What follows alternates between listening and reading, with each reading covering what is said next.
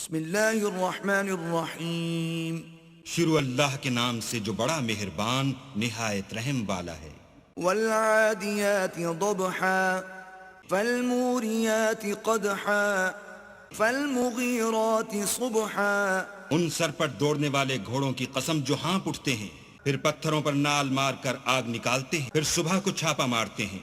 فأثرن به نقعا فوسطن به جمعا ان الانسان لربه لکنود وانه على ذلك لشہید۔